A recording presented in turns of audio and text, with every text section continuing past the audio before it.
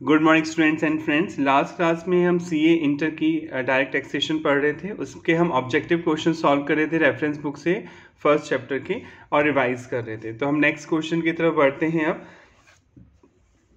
Question number 31, mister X a resident age 56 year till recently was a successful businessman filing his return of income regularly and promptly। वो लगातार अच्छे businessman है और वो अपनी return regular भर रहे हैं और प्रॉम्प्टली मतलब टाइम पे भर रहे हैं।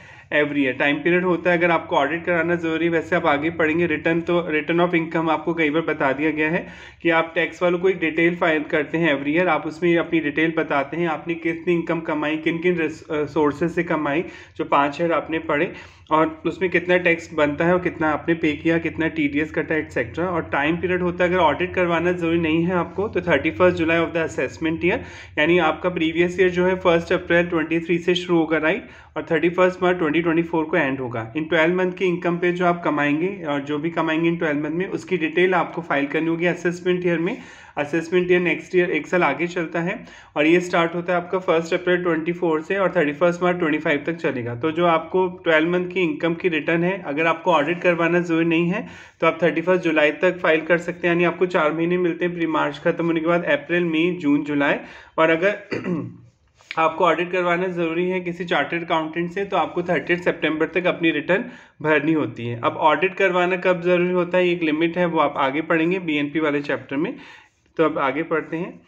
Ever since you obtain pan card, जब से उन्होंने पैन कार्ड ले रखा है, आपको परमानेंट अकाउंट नंबर तो लेना ही होता है अगर आपको इनकम टैक्स पे करना है या रिटर्न फाइल करनी है। तो फिर इन्होंने परमानेंट अकाउंट जब से ले रखा है तब से ये अच्छे बिजनेसमैन है, काफ़ी अच्छा बिजनेस कर रहे हैं और टाइम पे अपनी रिटर्न भी भर रहे हैं।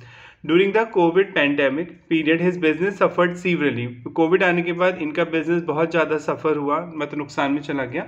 And he incurred huge losses, इन्हें काफ़ी नुकसान हुआ है। He was not able to continue his business, अब वो अपना बिजनेस कंटिन्यू नहीं करना चाहते हैं। And finally on 1 January 2023 he decided to wind up his business which he also promptly intimated to the jurisdiction assessing officer about the closure of his business। और आप jurisdiction मतलब जिसके एरिया में आप आते हैं, हर इनकम टैक्स ऑफिसर का एक एरिया बटा होता है। जैसे आपका शहर है वो काफ़ी बड़ा है, उसमें अलग अलग एरियाज होते हैं, जैसे कोई एरिया गांधीनगर कहलाता होगा, कोई एरिया विकास नगर कहलाता है। तो हर एरिया बटे होते हैं, कुछ एरिया किसी इनकम टैक्स ऑफिसर के अंडर में होते हैं, कुछ एरिया किसी इनकम टैक्स ऑफिसर के अंडर में होते हैं। जुरिडिक्शन का मतलब क्षेत्राधिकार। हर जैसे पुलिस चौकी होती है, आपने देखा होगा पुलिस स्टेशन, हर पुलिस चौकी का एक क्षेत्राधिकार होता है कि वो इसी एरिया में वो पुलिस चौकी ऑथराइज है, दूसरी एरिया के दूसरी पुलिस चौकी ऑथराइज होती है, पुलिस स्टेशन ऑथराइज होता है। ऐसे हर इनकम टैक्स ऑफिसर का भी एक जुरिडिक्शन होता है। और जब आप बिजनेस बंद करते हैं तो आप उस जुरिडिक्शन ऑफिसर को इंटीमेट कर देते हैं कि अब मैं बिजनेस कंटिन्यू नहीं करना चाहता, मैं अब इनकम नहीं कमाना चाहता, इस बिजनेस से बंद कर रहा हूँ। The assessing officer sent him a notice, आपको असेसिंग ऑफिसर एक नोटिस भेजता है to tax income for the assessment 23-24 में जो आप कमा रहे हैं during the assessment year 22-23 itself, मतलब सेम ईयर में ही आपको नोटिस आ जाता है। आपने 1 जनवरी 23 को अपना बिजनेस बंद किया, तो ये प्रीवियस ईयर कौन सा था, 1 जनवरी 23 कौन सी ईयर में फॉल करेगा, यानी 1 अप्रैल 22 से 31 मार्च 23, तो इस प्रीवियस ईयर में ही फॉल करेगा, राइट। ये आपका जो प्रीवियस ईयर जिस साल आप इनकम कमा रहे थे 22-23 जनवरी, इसमें आएगा। तो आपने पढ़ा था कि अगर कोई पर्सन अपना बिजनेस डिसकंटिन्यू कर देता है, बंद कर देता है, तो असेसिंग ऑफिसर उसे सेम ईयर में ही टैक्स डिमांड कर सकता है, राइट। वही एग्जाम्पल आप पढ़ के समझ रहे होंगे। Does the assessing officer have the power to do so, क्या असेसिंग ऑफिसर ऐसा कर सकता है। Are they any exception to general rule, क्या इसका कोई एक्सेप्शन है। Income of the previous year is assess in the assessment year following the previous year, यानी आपको वो एक्सेप्शन भी बताने जिसमें प्रीवियस ईयर की इनकम पर प्रीवियस ईयर में ही टैक्स लग जाता है।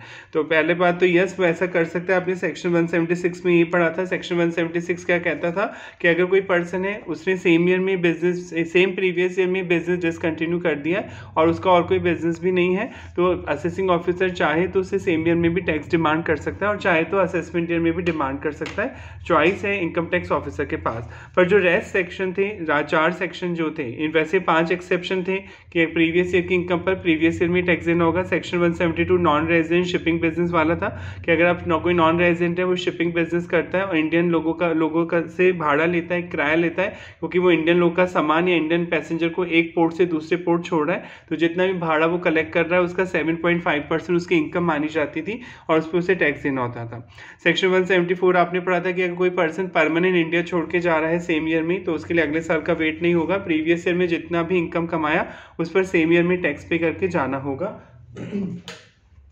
नेक्स्ट है सेक्शन 174A, यानी कोई बॉडी ऑफ इंडिविजुअल है या कोई एसोसिएशन पर्सन है AOP और BOI या कोई आर्टिफिशियल जुडिशियल पर्सन है और वो सेम ईयर में ही फॉर्म होते हैं और सेम ईयर में डिसॉल्व हो जाता है वो एसोसिएशन, तो जितना भी आपने कमाया उस पर उसी सेम ईयर में आपको टैक्स देना होगा क्योंकि आप कंटिन्यू नहीं करना चाहते।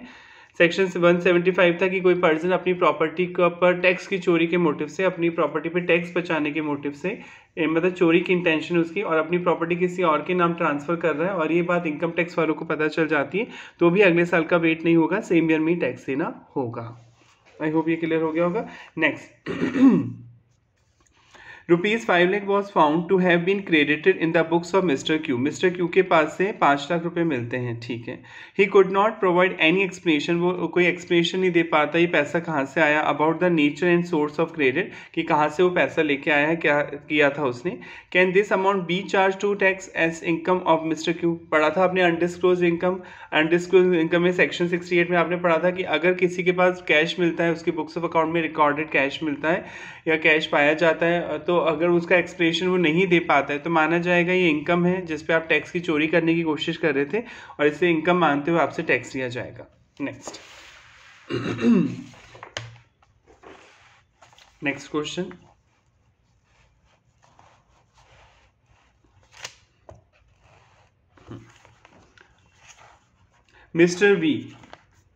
Mr. V invested ₹50 lakh in share of UB Private Limited। Private limited company के शेयर आप खरीद सकते हैं, वो पब्लिक में तो इशू नहीं कर सकती पर आप मेंबर बन सकते हैं।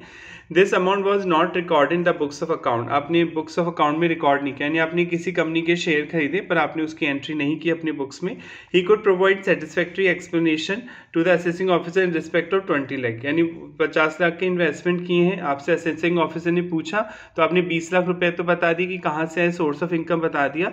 How much amount can be tax as income of Mr V, ये भी आपने पढ़ा था अनडिस्क्लोज इनकम वाले पॉइंट में कि अगर आप कोई इन्वेस्टमेंट करते हैं, कोई सा भी इन्वेस्टमेंट करते हैं किसी ज्वेलरी में, गोल्ड में, शेयर में और आप एक्सप्लेनेशन नहीं दे पाते हैं कि वो पैसा कहाँ से आया इन्वेस्टमेंट करने के लिए, तो माना जाएगा वो 2 नंबर की इनकम थी, मतलब जिस पे आप टैक्स देना नहीं चाहते थे, आपकी इनकम तो ज़्यादा है पर आपने छुपाई थी। तो 50 में से देखिए यहाँ 20 का तो एक्सप्लेनेशन दे दिया आपने, बाकी 30 लाख का एक्सप्लेनेशन नहीं दिया तो वो 30 लाख आपकी इनकम मानी जाएगी। अगर आप पूरे 50 लाख का एक्सप्लेनेशन दे देते असेसिंग ऑफिसर को कि 50 लाख रुपये आप कहाँ से लेके आए, तब तो कोई प्रॉब्लम नहीं होती, पर आपने 20 लाख का एक्सप्लेनेशन दिया तो जो डिफरेंस अमाउंट होगा वो आपके लिए टैक्सेबल हो जाएगा।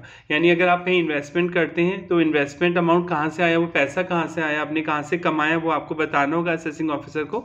अगर आप एक्सप्लेन कर देते हैं तब तो कोई दिक्कत नहीं है, अगर एक्सप्लेन करते हैं पर कम एक्सप्लेन करते हैं तो डिफरेंस अमाउंट टैक्सेबल होगा, और बिल्कुल ही एक्सप्लेन नहीं कर पाते तो पूरा अमाउंट टैक्सेबल हो जाएगा।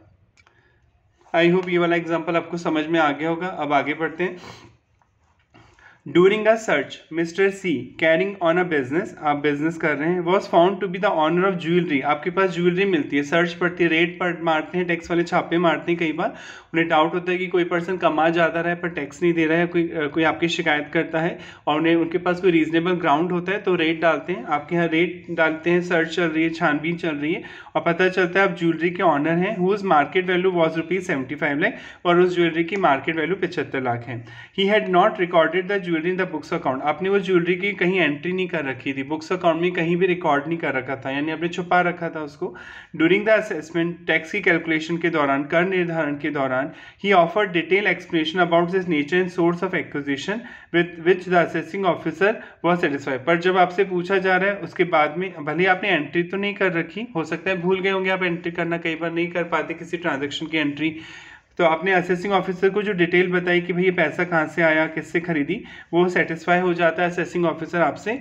How much amount can be tax as income mister C, तो कितनी इनकम पे मिस्टर सी को टैक्स देना होगा? नील, कोई टैक्स नहीं देना होगा क्योंकि आपने कोई इन्वेस्टमेंट कर रखा था ज्वेलरी में, शेयर में पढ़ाया था ऊपर। अगर आप एक्सप्लेन कर देते हैं कि वो पैसा कहाँ से लाया आप इन्वेस्टमेंट करने के लिए, तब तो कोई दिक्कत नहीं आएगी। हाँ, एक्सप्लेन नहीं कर पाते तो फिर पूरा अमाउंट टैक्सेबल हो जाता, या जितना एक्सप्लेन कर पाते वो बच जाता। सपोज 75 में से 50 लाख तो आप एक्सप्लेन कर देते तो रिमेनिंग 25 लाख रुपीज की जो वैल्यू है उस पर टैक्स देना होता। Next, under section 69B the dash amount spend, tax में एक्सेस अमाउंट, यह भी आपने पढ़ा था कि डिफरेंस अमाउंट ये वही है कि अगर आपने कोई बहुत ज़्यादा इन्वेस्टमेंट किया है, spend in any financial investment किया है, कोई बुलियन मतलब गोल्ड बार या गोल्ड बिस्किट्स खरीदे हैं, ज्वेलरी खरीदी है, अदर वैल्यूएबल आर्टिकल खरीदे हैं, over the amount record in the books, आपने जितना बुक्स में दिखा रखा था उससे ज़्यादा इन्वेस्टमेंट मिलता है, मतलब आपने दिखा रखा था 10 लाख की, हमने 10 लाख का इन्वेस्टमेंट किया है किसी शेयर में, पर पता चलता है आपके पास उस कंपनी के 25 लाख शेयर हैं, 25 लाख रुपए के शेयर, 25 लाख रुपीज़ के शेयर हैं, आपने बुक्स में 10 लाख के शेयर दिखा रखे, इट मीन्स आपने 15 लाख रुपए की वैल्यू नहीं बता रखी, बुक्स में आप छुपाने की कोशिश कर रहे हैं। तो इससे पूछा जाएगा 15 लाख ये एक्सेस अमाउंट कहाँ से लेके आए तुम, अगर आप बता दोगे एक्सेस अमाउंट आप कहाँ से लेके आए तब तो कोई दिक्कत नहीं है, वरना डिफरेंस अमाउंट आपकी इनकम मानते हो टैक्स लिया जाएगा।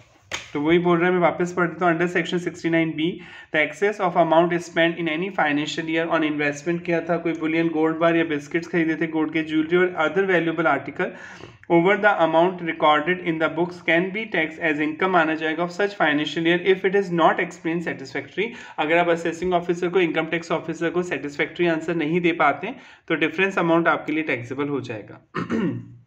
Next, During the financial year 23-24, Mr. K incurred ₹1 crore as expenditure on marriage ceremony of his son. ठीक है, बेटे की शादी में करोड़ खर्च कर सकते हैं, कोई प्रॉब्लम नहीं है, आपने 1 करोड़ रुपए का खर्चा किया।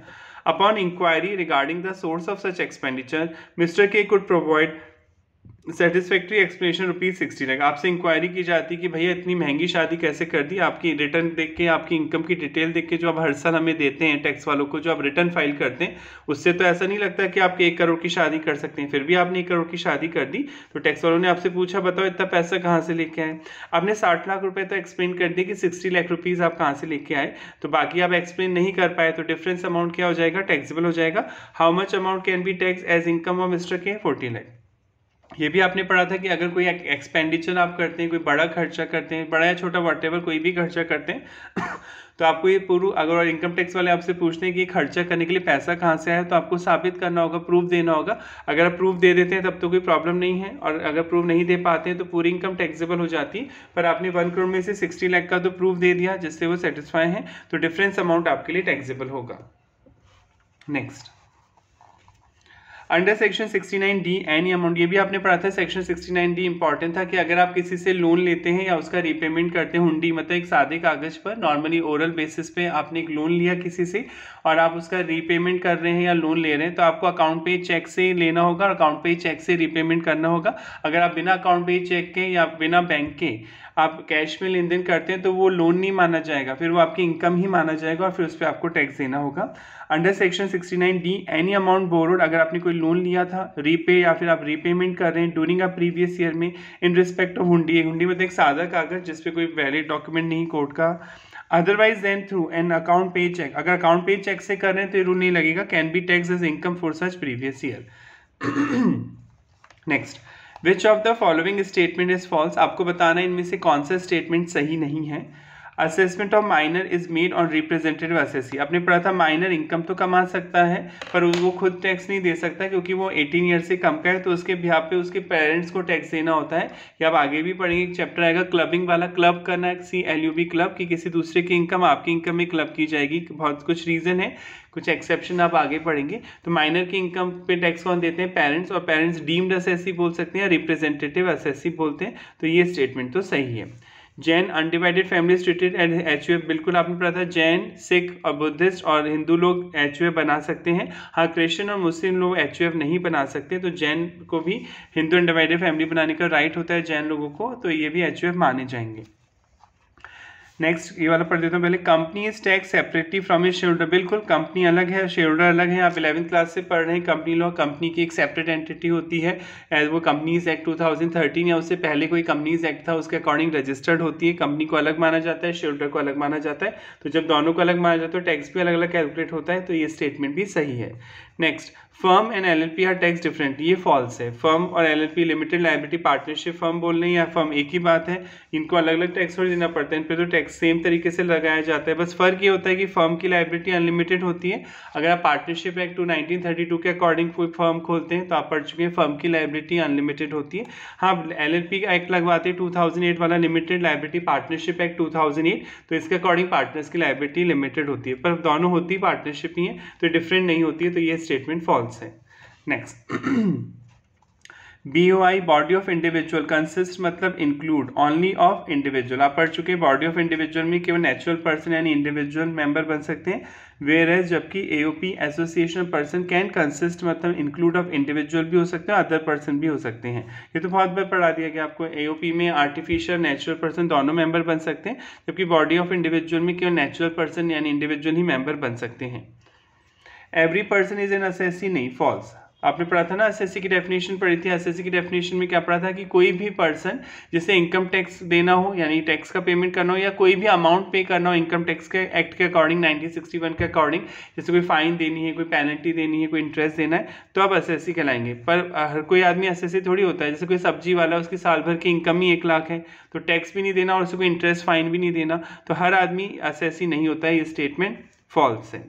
Every person is an assessee, तो ये स्टेटमेंट फॉल्स हुआ क्योंकि कई बार आपका टैक्स भी नहीं बनेगा, तो हर पर्सन असेसी नहीं होता है। हाँ, हर असेसी पर्सन जरूर होता है, क्योंकि पहले पर्सन की डेफिनेशन में आना होगा। पर्सन की डेफिनेशन पढ़ी थी आपने, individual, HUF, firm, company, AOP, BOI, local authority और आर्टिफिशियल पर्सन। तो एवरी पर्सन जो है वो असेसी तो नहीं होता, पर हर असेसी पर्सन जरूर होता है। मैच द फॉलोइंग, आपको मैच करना है। पर्सन अंडर इनकम टैक्स, ये पर्सन के नाम है और एंटिटी ये किस से बिलोंग करते हैं, ठीक है। तो पहले मैं यहीं पढ़ देता हूँ। दिल्ली यूनिवर्सिटी, दिल्ली यूनिवर्सिटी क्या है, जो UGC एक्ट होता है। अब यूनिवर्सिटी ग्रांट कमीशन बना हुआ है, अगर आपको यूनिवर्सिटी खोलनी है तो UGC के अकॉर्डिंग आपको रूल्स रेगुलेशन फॉलो करते हुए कोई यूनिवर्सिटी खोलनी होगी, तो किसी एक्ट में रजिस्टर्ड होते हैं आप। तो दिल्ली यूनिवर्सिटी UGC एक्ट के अकॉर्डिंग रजिस्टर्ड है। तो ये क्या है, आर्टिफिशियल जुडिशियल पर्सन है। आर्टिफिशियल जुडिशियल पर्सन समझते हैं आप, जिसे कानून एक पर्सन की नज़र से देखता है। In the I of law में आप एक पर्सन है, आप अपने नाम से प्रॉपर्टी खरीद सकते हैं, अपने नाम से प्रॉपर्टी बेच सकते हैं, आप किसी पर केस कर सकते हैं, कोई आप पे भी केस कर सकते हैं, पर आप दिखाई नहीं देते फिजिकली। तो आर्टिफिशियल जुडिशियल पर्सन हुई दिल्ली यूनिवर्सिटी। तो ये 7th में कवर होगा, यानी ए जो है वो 7th में कवर्ड हो जाएगा। ये पॉइंट हो गया, आर्टिफिशियल जुडिशियल पर्सन से मैच हो गया। पार्टनर ऑफ फर्म, ठीक है। देखिए पार्टनर ऑफ फर्म, फर्म की बात नहीं कर रहा, पार्टनर जो होते हैं फर्म के वो तो इंडिविजुअल होते हैं ना। फर्म के पार्टनर को अगर आप बोलेंगे तो इंडिविजुअल बोला जाएगा उनको, तो ये इंडिविजुअल हो गया बी। देखिए नेक्स्ट है बृहन मुंबई कॉर्पोरेशन। बृहन मुंबई कॉर्पोरेशन ये लोकल अथॉरिटी है, जैसे आपके शहर में लोकल अथॉरिटी से मेरे शहर में JD है, जयपुर डेवलपमेंट अथॉरिटी है, म्यूनसिपल कॉर्पोरेशन। आपके शहर में भी म्यूनसिपल कॉर्पोरेशन होता है, तो ये तो लोकल अथॉरिटी है, तो ये भी इसमें कवर्ड हो गया, C पॉइंट। नेक्स्ट को हायर ज्वाइंटली कैन, को हायर मतलब उत्तराधिकारी, जो किसी की डेथ हो जाती है तो उसके बाद उसकी प्रॉपर्टी से, फादर की डेथ हो गई तो प्रॉपर्टी बेटे को मिलती है, तो वो लीगल रिप्रेजेंटेटिव या को हायर होता है। हायर मतलब उत्तराधिकारी, को हायर मतलब साथ में मिलके। Co heir jointly carrying on business of deceased, deceased मतलब जिसकी डेथ हो गई है, deceased father without constituting a partnership firm, यानी फादर की डेथ के बाद जो उस फैमिली के मेंबर हैं जो उत्तराधिकारी हैं मिलके फादर का बिजनेस संभाल रहे हैं, पर वो पार्टनरशिप नहीं कर रहे हैं, पार्टनरशिप नहीं कर रहे हैं, मिलके बिजनेस संभाल रहे हैं फैमिली का, ठीक है। तो ये क्या आप कहलाएंगे, AOP या BOI, या तो BOI होंगे, AOP होंगे। अगर ये आर्टिफिशियल पर्सन नहीं है, सॉरी, ये तो नेचुरल पर्सन ही होंगे को हायर से, तो ये BOI बोला जाएगा इनको, BOI, ठीक है। ये बॉडी ऑफ इंडिविजुअल है, ये 5th पॉइंट हो गया D। आपने पढ़ा था ना कि कोई पर्सन ग्रुप बना के कोई काम करते हैं और वो पार्टनरशिप के तौर पे काम नहीं कर रहे हैं, तो उनके ग्रुप को या तो AOP बोला जाएगा या BOI बोला जाएगा। अगर आपके ग्रुप में केवल नेचुरल पर्सन है तो को हायर तो नेचुरली होंगे, तो फिर आपके ग्रुप को बॉडी ऑफ इंडिविजुअल बोला जाएगा। पर आपके ग्रुप में अगर आर्टिफिशियल पर्सन भी है तो आपके ग्रुप को AOP बोला जाएगा। Next Jain Hindu undivided family, नाम से पता चला अनडिवाइडेड फैमिली HUF होगा। अर्नेस्ट एंड यंग LLP है, तो ये पार्टनरशिप फर्म होगा, F point. Body corporation incorporated in France, कोई बॉडी कॉर्पोरेटेड इनकॉर्पोरेटेड मतलब रजिस्टर्ड है फ्रांस में, कहीं पे भी रजिस्टर्ड हो और बॉडी कॉर्पोरेट हो तो ये कंपनी में। बचा क्या है, कंपनी वैसे भी, तो ये G पॉइंट कंपनी में आएगा। कोई कंपनी बॉडी कॉर्पोरेट है जो किसी एक्ट के अकॉर्डिंग रजिस्टर्ड होती है। नेक्स्ट जैन HUF, नाम से बोल रहा है HUF है, हिंदू अनडिवाइडेड फैमिली है। Is based out of West Bengal, West Bengal में आप पढ़ चुके थे, दाएं भाग लगता है, 2 हिंदू जो लॉ है उसमें 2 हैं, एक तो दाएं भाग है और एक मिताक्षरा है। दाएं भाग कहाँ लगता है, आसाम और वेस्ट बंगाल में लगता है, और बाकी रेस्ट ऑफ इंडिया मिताक्षरा लगता है। फ़र्क क्या था दाएं भाग और मिताक्षरा में, दाएं भाग ये बोलता है कि जब तक फादर जीवित हैं तो तब तक जो बच्चे हैं उसके प्रॉपर्टी में हिस्सा की डिमांड नहीं कर सकते, यानी पार्टीशन की डिमांड नहीं की जा सकती। आसाम वेस्ट बंगाल में दाएं भाग अप्लाई होता है, पर रेस्ट ऑफ इंडिया में मिताक्षरा अप्लाई होता है। मिताक्षरा क्या बोलता है, फादर की जीवित रहते हुए भी आप फादर की एनेस्ट्रल प्रॉपर्टी जो पूर्वजों की संपत्ति है उसमें आप हिस्सा मांग सकते हैं, यानी पार्टीशन की डिमांड कर सकते हैं। अभी क्वेश्चन समझ में आ जाएंगे, पढ़ते हैं। Jain HUF is based out of West Bengal, ठीक है। It consist of Ravindra Jain है इसमें, हिज स्पाउस रचना जैन है, हिज सन कार्तिक। आपने पढ़ा था जो HUF के मेंबर होते हैं को पार्टनर बोलते हैं, जो मेंबर प्रॉपर्टी के में हिस्सा ले सकते हैं उन्हें को पार्टनर बोलते हैं। तो रविंद्र जैन तो है ले सकते हैं, इनकी पत्नी नहीं ले सकती क्योंकि पत्नियों को को पार्टनर नहीं माना जाता है। हिज सन कार्तिक जहाँ बेटे को माना जाएगा। हिज डॉटर, लड़कियों को भी 2005 में अमेंडमेंट कर दिया गया था, लड़कियां भी को पार्टनर हो सकती हैं HUF की। हिज डॉटर इन लॉ, नहीं बहुओं को नहीं माना जाएगा, जो बहू है डॉटर इन लॉ है प्रिया जैन, इसे नहीं माना जाएगा। And his unmarried brother Raghav Jain, हाँ राघव जैन तो फैमिली का इसका भाई है तो वो भी को पार्टनर माना जाएगा, सेम ब्लड रिलेशन है। Who of these are consider as co partner, यहाँ पे को पार्टनर किसे माना जाएगा। अभी देखिए वेस्ट बंगाल की बात कर रहे हैं, तो वेस्ट बंगाल में जब तक फादर जिंदा है तब तक जो अन्य लोग हैं वो डिमांड ही नहीं कर सकते पार्टीशन की, तो वो को पार्टनर नहीं माने जाएंगे जब तक फादर जिंदा है। हाँ, तो एक तो फादर तो है ही को पार्टनर और इनके भाई राघव जैन, दोनों इक्वल स्टेटस है ना, ये तो भाई हैं दोनों, तो ये क्या कहलाएंगे, को पार्टनर कहलाएंगे। वो बाकी लोग मेंबर कहलाएंगे क्योंकि इन दोनों के जीवित रहते हुए हिस्सा डिमांड नहीं कर सकते हैं। Gupta HUF is based out of Gujarat, Gujarat में क्या लगेगा, मिताक्षरा, और वहाँ पे तो फादर के जीवित रहते हुए भी आप हिस्सा डिमांड कर सकते हैं, तो वहाँ पे बेटा फादर, ठीक है, ये सब को पार्टनर होंगे, उनके भाई और बेटी। इट कंसिस्ट ऑफ, वही रविंद्र गुप्ता है यहाँ पर, हिज स्पाउस रचना गुप्ता है, स्पाउस को तो नहीं माना जाएगा, पत्नी को पार्टनर नहीं होगी। हाँ, ये मेंबर जरूर होगी HUF की पर को पार्टनर नहीं होगी। हिज सन कार्तिक गुप्ता, बेटे को माना जाएगा को partner. His daughter Suman Gupta, पुत्री को माना जाएगा को partner. His daughter in law Priya Gupta, नहीं बहू को नहीं माना जाएगा को partner. And his unmarried brother Raghav Gupta, हाँ ब्रदर को तो माना ही जाएगा, वो तो आप ही की फैमिली का है। Who of these are consider co partner, तो आंसर होगा एक तो रविंद्र, कार्तिक, सुमन उनकी बेटी और उनका भाई राघव। आप पुराने वीडियोस देख लें तो आपको और क्लियर हो जाएगा, ये अपन रिवाइज कर रहे हैं टाइम टू टाइम ताकि आपके ऑब्जेक्टिव में कॉन्फिडेंस बिल्डअप हो जाए। नेक्स्ट क्वेश्चन पे आते हैं।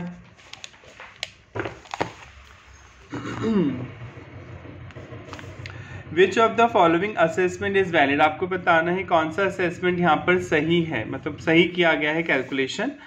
Assessment of JK private limited can be made on mister C it's majority share holder, मतलब एक कंपनी है और उसकी टैक्स की कैलकुलेशन, टैक्स पे करने के लिए किसे लायबल किया जा रहा है, C को, जिसके पास मेजोरिटी शेयर होल्डर है। ऐसा होगा ही नहीं, अभी आपने पढ़ा था कंपनी अलग होती है शेयर होल्डर अलग होता है, कंपनी के बिहाफ पे शेयर होल्डर थोड़ी देगा टैक्स, तो ये स्टेटमेंट वैलिड नहीं है, तो फॉल्स है, हमें वैलिड वाला बताना है। Assessment of Ramesh HUF can be made on Ramesh, Suresh and Kanti who are its member by apportioning its income amongst the member, ठीक है। एक HUF है जिसका नाम है रमेश HUF, इसने इनकम कमाई तो इस पे टैक्स कौन देगा, रमेश अलग देगा, सुरेश अलग देगा, कांति अलग देगा, क्योंकि इन्होंने आपस में इनकम एप्रोप्रिएट कर लिया, एप्रोप्रिएटिंग मतलब बांट लिए, गलत।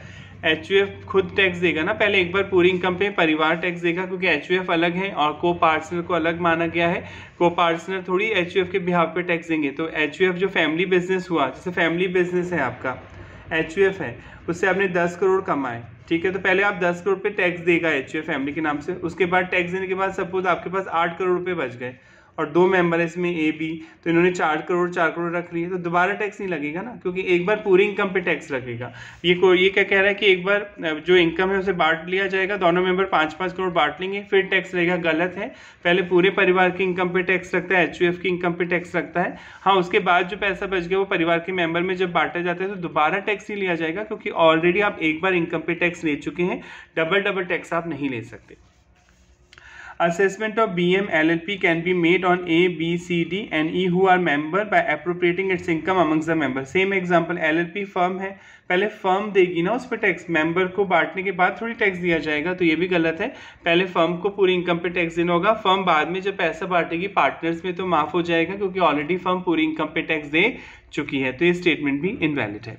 Assessment of Rajat 10 year can be made on Mrs Bhagat his guardian. बिल्कुल सही असेसमेंट, ये ठीक है। राजद एक माइनर है, इसकी एज 18 साल से कम है, तो आपने पढ़ा था माइनर की इनकम पे उसके पेरेंट्स या गार्जियन को टैक्स देना होता है, तो ये स्टेटमेंट तो सही है, और गार्जियन को यहाँ पे टैक्स देना होगा माइनर की इनकम पे। और ये डीम्ड एसएससी कहलाते हैं। जब आप किसी दूसरे के बिहाफ पे टैक्स पे करते हैं तो आपको रिप्रेजेंटेटिव एसएससी या डीम्ड एसएससी बोला जाता है।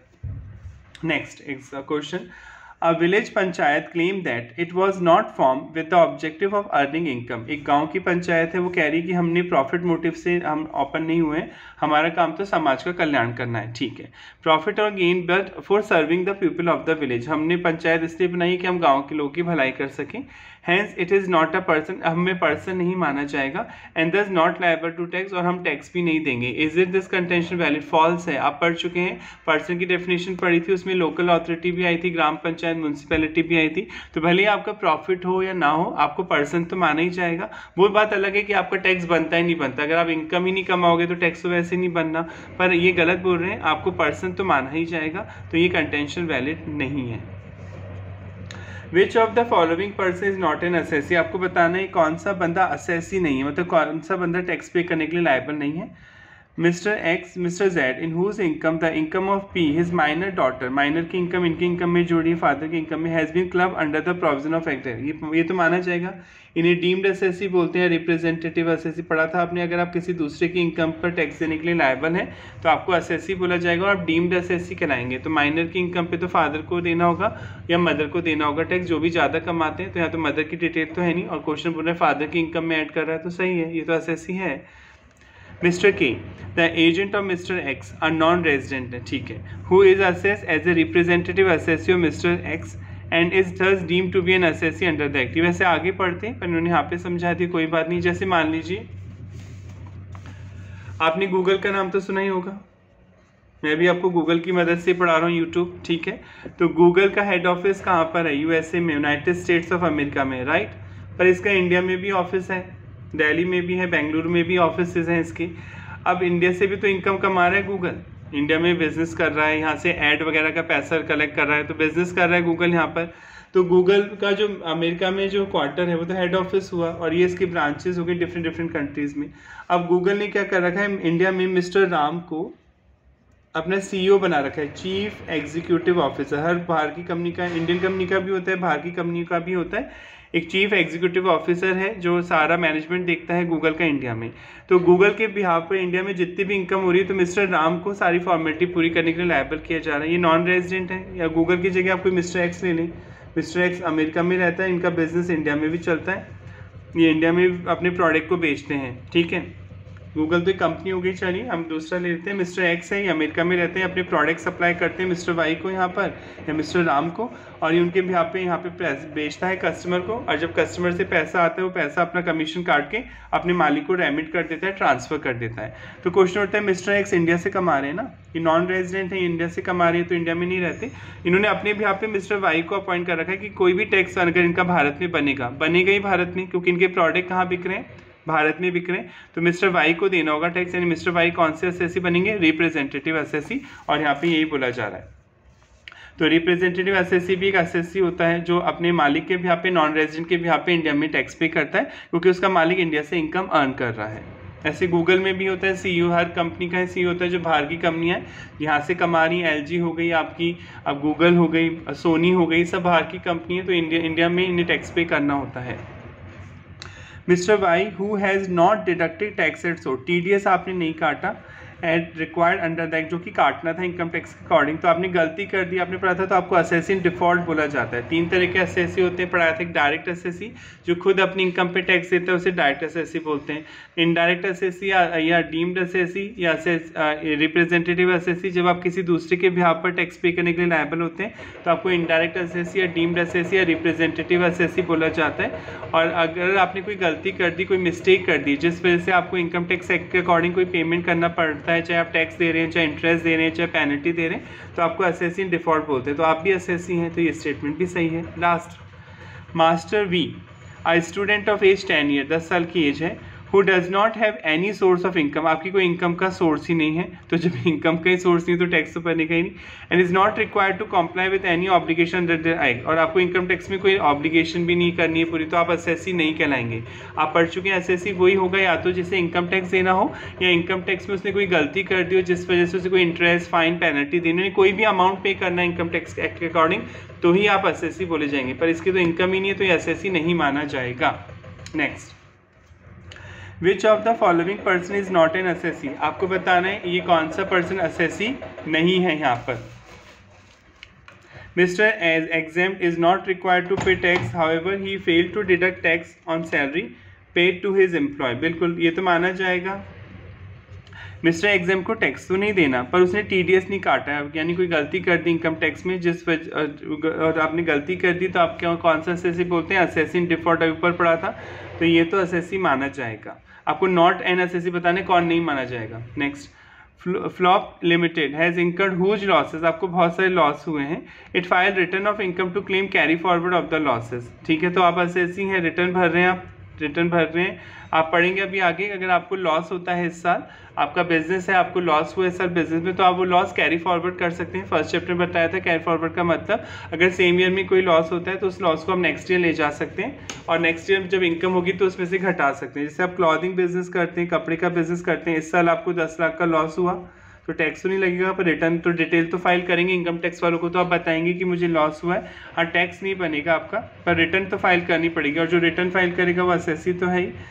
फिर नेक्स्ट, इसमें आपका नेक्स्ट ईयर जो है, सपोज आपको प्रॉफिट होता है 25 लाख का, तो लास्ट ईयर का जो लॉस आ गया है वो घट जाएगा, और नेक्स्ट ईयर आपको 15 लाख पे टैक्स देना होगा। ये बिजनेस बीएनपी वाले चैप्टर में आप पढ़ेंगे कि अगर आपको किसी बिजनेस में लॉस होता है तो आप नेक्स्ट ईयर कैरी फॉरवर्ड कर दीजिए, और नेक्स्ट ईयर कैरी फॉरवर्ड करके आप उस लॉस को घटा सकते हैं। कैरी फॉरवर्ड करने से फ़ायदा ही होता है कि आपकी जो नेक्स्ट ईयर की इनकम है वो कम हो जाती है, और फिर आपको टैक्स कम पे देना होता है।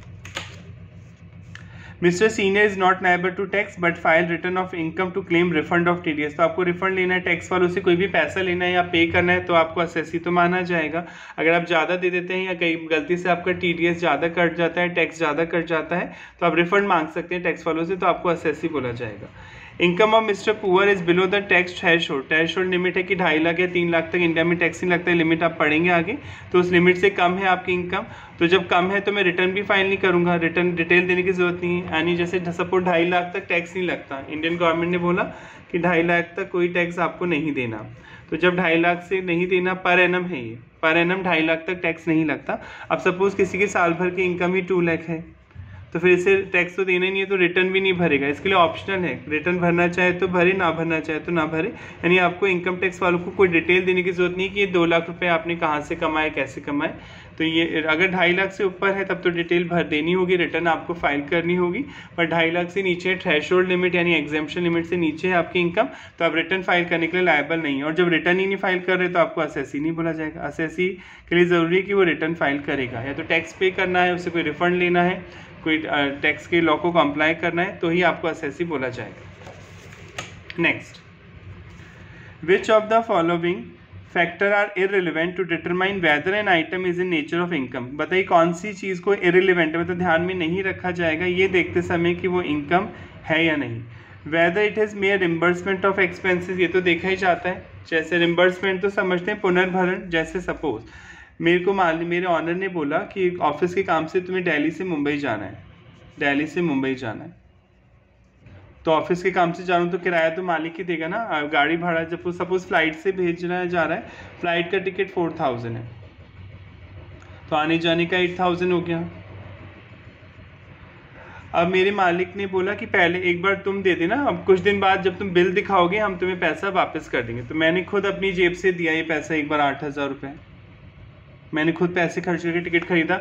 जब मैं मुंबई से लौट के आ गया ऑफिस में काम करके, तो मैंने बिल दिखाया अपने ऑनर को कि मैं आपके काम कर आया हूँ, ये रहा मेरा बिल फ्लाइट का, और मेरे ऑनर ने मुझे 8000 रुपये वापस कर दिए। ये होता है रिम्बर्समेंट करना, इससे बोलते हैं रिम्बर्समेंट, यानी एक बार एक्सपेंस आप खुद पे कर रहे हैं और फिर बाद में आप उस एक्सपेंस का प्रूफ दिखा रहे हैं, और उसके बाद आपका सामने वाला जो पर्सन है आपको पैसे रिटर्न कर रहा है, वापस कर रहा है, तो इसे रिम्बर्समेंट बोला जाता है। ये एक्सपेंसिस का रिम्बर्समेंट हो गया।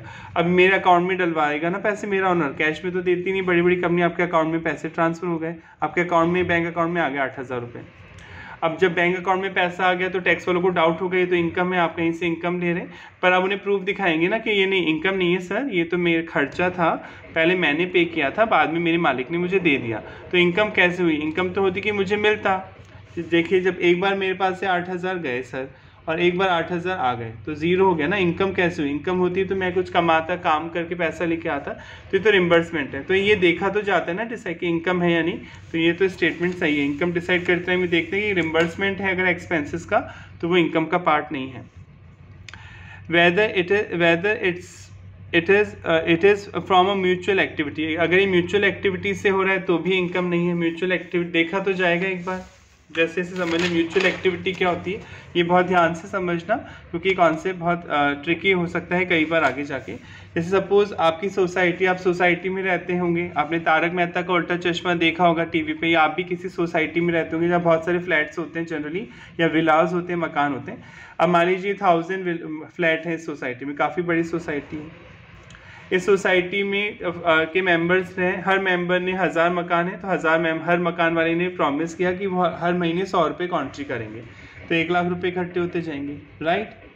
1000 है, हर मेंबर 100 रुपये कॉन्ट्री करेगा तो 1 लाख रुपए यहाँ पे इकट्ठे हो गए।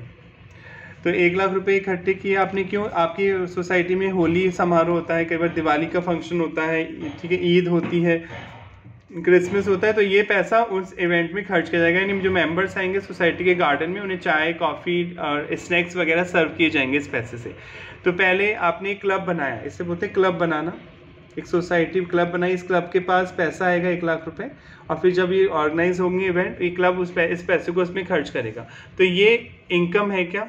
पैसा किसको मिल रहा है? क्लब को मिल रहा है। क्लब बनाया आपने, कोई भी नाम दे दिए, जय क्लब, अशोका क्लब, बहुत से क्लब होते हैं। तो मेंबर्स जो है, ये मेंबर्स हो गए सोसाइटी में रहने वाले, ये अपने सोसाइटी के क्लब को पैसा दे रहे हैं। तो ये पैसा जो है म्यूचुअल एक्टिविटी हुई ना, अपने ही मेंबर्स पे खर्च हो रहा है। ये पैसा कोई इनकम कमाने के लिए थोड़ी इकट्ठा किया जा रहा है कि हम सस्ते में कोई प्रोडक्ट खरीदेंगे फिर आगे बेचेंगे। ये म्यूचुअल एक्टिविटी का एग्जांपल है। आप अपने पे ही खर्च करेंगे, अपनी सोसाइटी के मेंबर्स के बेनिफिट के लिए काम करेंगे, उन्हीं के पैसे से। पैसा भी तो उन्हीं का है, उन्हीं से आया पैसा और आप उन्हीं पे खर्च कर रहे हैं, तो ये म्यूचुअल एक्टिविटी हुई। और जब कोई एक्टिविटी, म्यूचुअल एक्टिविटी से कोई पैसा आता है तो वो इनकम नहीं माना जाता, वो इनकम नहीं है। तो ये देखा तो जाएगा ना डिसाइड कर देते हैं ये म्यूचुअल एक्टिविटी से आ रहा है नहीं आ रहा। अगर म्यूचुअल एक्टिविटी से पैसा आ रहा है तब तो वो इनकम का पार्ट नहीं है, तो देखा तो जाएगा। पर एक बार क्वेश्चन ये पूछ रहा है कि कौन सा फैक्टर देखा ही नहीं जाएगा, तो ये भी देखा जाएगा। Whether it's diversion application income, ये पढ़ा था हमने डाइवर्जन एप्लीकेशन इनकम। डाइवर्जन क्या था? जब किसी दूसरे के बिहाफ पे आपको कोई इनकम मिलती है और आप लीगली लायबल हो उस पैसे को किसी दूसरे को ट्रांसफर करने के लिए, तो इसे डाइवर्जन बोलते हैं। जैसे ए और बी ने मिलकर किताब लिखी और पी लिमिटेड पब्लिशर कंपनी ने छापी, दोनों की रॉयल्टी बनती है 10 लाख मिला के। पी ने ए के नाम से चेक बना दिया 10 लाख का, तो ए अच्छी तरह जानता है कि पूरे 10 लाख इसके नहीं है, इसमें से 5 लाख तो इसे बी को देने हैं, तो ये होता है डाइवर्जन। यानी आप लीगली लायबल हैं, आपने कोई इनकम रिसीव की है दूसरे के बिहाफ पर और आप लीगली लायबल हैं उस इनकम को दूसरे को ट्रांसफ़र करने के लिए, तो इसे डाइवर्जन ऑफ इनकम बोला जाता है। क्योंकि अगर आप नहीं देंगे बी को 5 लाख रुपए 10 में से, तो बी आप पर केस कर सकता है।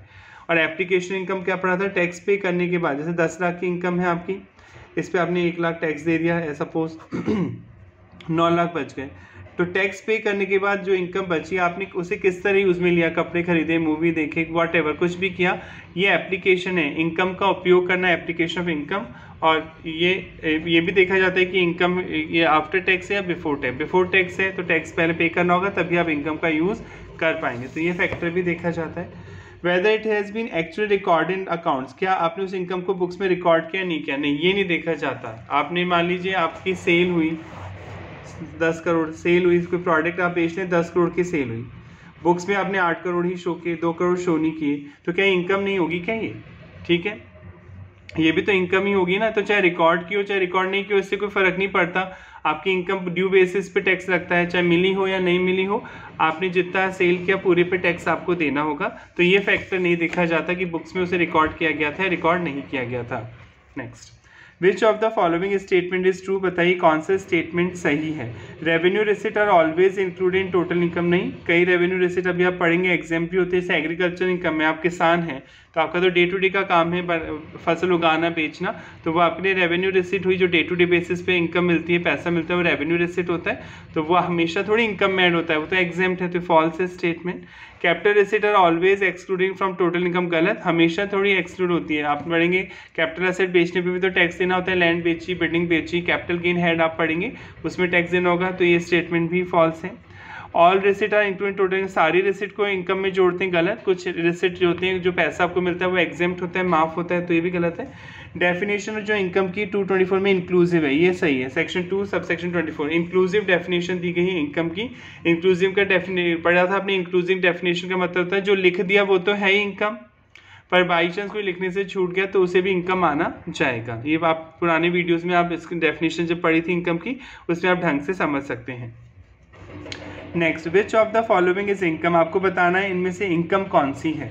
Mr C incur taxi expenses for official travel which were reimburse to him by the employer, पहले आपने टैक्सी का किराया चुकाया और बिल दिखा के मालिक से पैसे ले लिए, तो ये इनकम नहीं है, तो खर्चा है, खर्चे के बदले हमने पैसा मांगा है अपने मालिक से, तो ये इनकम का पार्ट नहीं है। Mrs Keshav receive ₹1000 from Mr Keshav as a pin money, pin money अभी आप आगे पढ़ेंगे अदर सोर्स में। पिन मनी मतलब घर चलाने के लिए, घर खर्च चलाने के लिए जो लेडीज़ हैं जो होती हैं, जो लेडीज़ होती हैं, जो लेडी होती है वो अपने हस्बैंड से पैसे कलेक्ट करती हैं तो उसे पिन मनी बोलते हैं। स्त्री धन भी बोल सकते हैं उसे, मतलब वो इनका ही पैसा होता है जो हस्बैंड से कलेक्ट करती हैं for meeting house hold expensive, घर चलाने के लिए। तो ये कोई इनकम थोड़ी है, जैसे हस्बैंड ने 10 लाख रुपए कमाए उसमें से 2 लाख वाइफ को दिए घर के खर्चे के लिए, तो वो इनकम थोड़ी है वाइफ के लिए, वो तो उसे मिले हैं एक्सपेंस खर्च करने के लिए, तो ये वाइफ की इनकम नहीं माने जाएंगे। रोटरी क्लब रिसीव, देखिए क्लब है, क्लब मेंबर्स के बेनिफिट के लिए काम करता है, म्यूचुअल एक्टिविटी हो रही है तो इनकम नहीं होगा, पहले पता लग गया। Rotary club receive 500 per month as membership, fees देनी पड़ेगी अगर आपको इस क्लब का मेंबर बनना है, from its member which is use to provide various service to member, और इस पैसे से अपने मेंबर्स को सर्विस देगा, तो ये भी आपकी इनकम नहीं है क्योंकि म्यूचुअल एक्टिविटी से आप कमा रहे हैं, अपने मेंबर्स के बेनिफिट के लिए आप ऐसा कर रहे हैं। Next, Mr Ronnie receive ₹10,000 as a fee for providing consultancy service, आप दे रहे हैं, which was accounted as loan in the books of account, गलत, ये तो इनकम है ना, आपने किसी को कंसल्टेंसी दी, सर्विस दी, उससे पैसे मिले तो ये इनकम है, आप उसे लोन कैसे दिखा सकते हैं, चोरी करने के लिए ऐसा करते हैं लोग, ये जानबूझ के इनकम छुपाते हैं, लोन दिखा देते हैं, दिखाते ही नहीं है, तो ये तो इनकम मानी जाएगी। अगर आप किसी को कोई कंसल्टेंसी दे रहे हैं, सलाह दे रहे हैं, उसके बदले पैसे चार्ज कर रहे हैं तो इनकम का पार्ट माना जाएगा। Which of the following cannot be characterized as income on ground of mutuality, बताइए म्यूचुअल बेसिस पे कौन सी इनकम नहीं है, यानी आपको वो इनकम बतानी कि जो म्यूचुअल बेसिस पे ग्राउंड पे टैक्सेबल नहीं होंगी, ठीक है। Can not be characterized as income on ground of mutuality. Surplus fund ₹3 lakh of XYZ club which is taking monthly fees of ₹1000 from its member incurring expense on the running the club, ये तो है ही mutual activities से, आपने पढ़ा ना, एक club बनता है वो अपने मेंबर से पैसे कलेक्ट करता है मंथली और फिर उन्हीं पे खर्च करता है, तो म्यूचुअल एक्टिविटीज से आ रहा है सरप्लस, ठीक है, ये इनकम नहीं माना जाएगा। कैन नॉट लिखा ना, नहीं माना जा सकता ऐसे म्यूचुअलिटी के आधार पर, क्योंकि ये म्यूचुअल आप अपने मेंबर्स के लिए काम करें। Monthly maintenance charges taken by resident welfare association, ये होती है सोसाइटी, अगर आप बड़े बड़े फ्लैट्स में रहते हैं, विला बना के रहते हैं, ग्रुप बना के रहते हैं उस कॉलोनी में, तो सोसाइटी वेलफेयर होता है, जैसे तारक मेहता का उल्टा चश्मा में है। From it's resident member for providing common facility, common facility होती है ना, जो कॉरिडोर की लाइट्स होती हैं, कॉमन गार्डन होता है, उनकी रख रखाव करने के लिए वो अपने ही मेंबर से पैसा चार्ज करते हैं, मेंटेनेंस चार्ज। अगर आप किसी बड़ी सोसाइटी में रहते हैं जहाँ गार्डन है, जिम है, स्विमिंग पूल है, बहुत सी फैसिलिटी दे रही है, अब तो मेंबर हर महीने कुछ पैसे देते हैं मेंटेनेंस के नाम से, तो वो भी म्यूचुअल एक्टिविटी का ही पार्ट है, क्योंकि अपने मेंबर्स के बेनिफिट के लिए काम कर रही है, वो सोसाइटी कोई प्रॉफिट नहीं कमा रही, तो ये भी म्यूचुअल एक्टिविटी का एग्जाम्पल है, इसे इनकम नहीं माना जा सकता। Goods transferred by V Mart limited from head office Delhi to branch office Kanpur after adding margin, यानी वी मार्ट एक कंपनी है जिसका हेड ऑफिस दिल्ली में, वो अपनी ब्रांच है उसकी कानपुर में, उसे अपना सामान भेज रही है, तो आप अपनी ब्रांच को सामान भेज सकते हैं, तो आप अपने आप से थोड़ी प्रॉफिट कमाएंगे, ये तो ईजी है समझना। मेरा जयपुर में भी बिजनेस है और मैंने दिल्ली में एक ऑफिस खोल रखा है, ठीक है, अब मैं जयपुर से सामान दिल्ली बेच रहा हूँ वहाँ बेचने के लिए, तो मैं अपनी ही तो ब्रांच को सामान दे रहा हूँ ना, तो ये अपने आप से कोई थोड़ी प्रॉफिट कमा सकता है। जैसे 1000 का सामान है, मैं इसमें 200 रुपये प्रॉफिट जोड़ रहा हूँ, 1200, क्योंकि मैं ये चाहता हूँ मेरी ब्रांच को मेरा एक्चुअल प्रॉफिट नहीं पता चल पाए। मतलब ब्रांच तो यही सोचेगी कि 1200 की कॉस्ट है, फिर दिल्ली से जब प्रॉफिट बेच के सामान आगे कितने बेचेगा बेचा जाएगा 1400 का। ये आप अकाउंट में पढ़ते ना, ब्रांच अकाउंट में आपने पढ़ा होगा। ब्रांच अकाउंट में क्या होता है, आप कई बार अपनी ब्रांच से अपनी सही वैल्यू छुपाना चाहता है हेड ऑफिस, वो ये नहीं बताना चाहता ब्रांच को कि हमने उस वैल्यू में कितना प्रॉफिट ऐड कर रखा होता है। तो वो क्या करता है, और कॉस्ट में पहले अपनी जो एमआर प्राइस होता है ब्रांच हेड ऑफिस की, उसमें पहले से प्रॉफिट जोड़ के ज़्यादा प्राइस पे ब्रांच को बेचता है ताकि ब्रांच हायर प्रॉफिट पे आगे बेचे कस्टमर को। तो ब्रांच को तो ये लगेगा कि 200 का ही प्रॉफिट है, पर आपको लग जाएगा कि आपको पता चलेगा कि आपने 400 का प्रॉफिट कमाया है। तो आपने प्रॉफिट जोड़कर अपनी ही ब्रांच को सामान भेजा, इसे बेचना नहीं बोल सकते ना, ट्रांसफर किया है। तो बेचा तो है ही नहीं, तो पैसे थोड़ी आए। तो ये भी म्यूचुअल एक्टिविटी का एक एग्जाम्पल है। आप अपनी ब्रांच को भेज रहे हैं तो इस पर भी ये कोई इनकम नहीं माना जाएगा। भले आप मार्जिन ऐड कर रहे हैं, प्रॉफिट ऐड कर रहे हैं, उससे मतलब नहीं है, भेज तो आप अपनी ब्रांच को नहीं। तभी देखिए ट्रांसफर लिखा है, सप्लाई या सेल वर्ड नहीं लिखा है, ये ट्रांसफर है, तो इसे भी इनकम का पार्ट नहीं माना जाएगा। Next, which of the following is not income, आपको बताना है कौन सी चीज इनकम नहीं है। ठीक है, prize money of ₹6 lakh won by Mr V by participating in the KBC quiz show. आपने पढ़ा था लॉटरी, बैटिंग, गैम्बलिंग, कोई क्रॉसवर्ड पजल खेलते, कोई गेम खेलते हैं और आपको उसमें प्राइज मिलता है, लॉटरी खुलती है, तो इनकम है। तो केबीसी में जो कौन बनेगा करोड़पति में, अगर आपने कोई प्राइज जीता वो इनकम है, और आप पढ़ेंगे वो इनकम फ्रॉम अदर सोर्सेज में टैक्सेबल होता है। Income of ₹1 lakh earn by Mr Z from sale of gold jewellery. Asset बेचा, असेट बेचने पे जो पैसा मिलता है वो इनकम है, ये इनकम माना जाएगा। कैपिटल गेन हेड में टैक्सेबल होगा कैपिटल असेट पे। Next, gain of ₹1 lakh on sale of share in Tata limited by mister J investor. वही सेम इन्वेस्टमेंट बेचे, कोई असेट आपने बेची, असेट बेचने पे प्रॉफिट हो रहा है, ये भी गेन है और ये इनकम फ्रॉम कैपिटल गेन में आएगा। असेट बेचना कैपिटल गेन हेड में टैक्सेबल होगा। Next, receipt of 100 bonus share, आपने 100 बोनस शेयर मिले K limited issued by company to X and equity share. आप पढ़ चुके हैं बोनस शेयर। बोनस शेयर क्या होते हैं, जो बोनस शेयर मतलब जब कोई कंपनी अपने प्रॉफिट को शेयर में कन्वर्ट कर देती है, मतलब प्रॉफिट में से डिविडेंड भी दे सकती है, बोनस शेयर भी दे सकती है। जब कोई कंपनी अपने प्रॉफिट को शेयर में कन्वर्ट करती है और अपने एग्जिस्टिंग शेयर होल्डर को इशू करती है, इक्विटी शेयर होल्डर में इशू करती है, तो ये बोनस शेयर होते हैं। बोनस शेयर को नॉर्मल लैंग्वेज में क्या बोलते हैं, accumulation of profit into share, यानी आपने प्रॉफिट को किस में कन्वर्ट कर दिया, शेयर में कन्वर्ट कर दिया। प्रॉफिट में से पैसे निकाल के कंपनी अपनी शेयर उसको शेयर में कन्वर्ट करके अपने शेयर होल्डर को देती है, तो ये बोनस शेयर होते हैं। जैसे एंट्री क्या बनेगी इसकी, P&L अकाउंट डेबिट, प्रॉफिट कम हो जाएगी, जैसे 10 करोड़ के शेयर दे रही है, टू बोनस, पहले ड्यू की एंट्री बनती है, bonus to equity share holder. एक तो बोनस के तौर पे दे रहे हैं, फ्री में दे रहे हैं, इसके लिए कोई पैसा चार्ज नहीं होता शेयर होल्डर से। डिविडेंड देगी तो कैश में देना पड़ेगा, यहाँ पर बोनस शेयर दिए जा रहे हैं, तो ये तो ड्यू की एंट्री होगी, प्रॉफिट कम हो गया इससे डेबिट, और ये क्रेडिटर बन गया, आपको देने हैं शेयर, आपने ड्यू कर दिया, bonus to equity share holder, liability बढ़ गई। दूसरी एंट्री क्या होगी, bonus to equity share holder account debit, liability कम हो जाएगी क्योंकि जब आप बोनस शेयर इशू करेंगे तो लायबिलिटी कम होगी। Bonus to equity share holder account debit, और शेयर इशू करने से शेयर कैपिटल बढ़ जाएगी to equity share capital account.